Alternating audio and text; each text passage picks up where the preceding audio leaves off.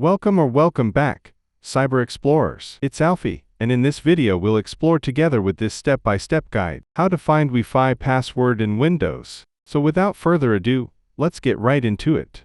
To find the Wi-Fi password for your currently connected network in Windows, you can use the built-in settings. Here's how to do it step by step. Open Run dialog.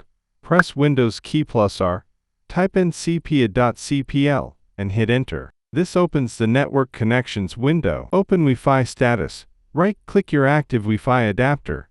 Choose Status. Access Wireless Properties. In the Wi-Fi status window, click Wireless Properties. Reveal the password.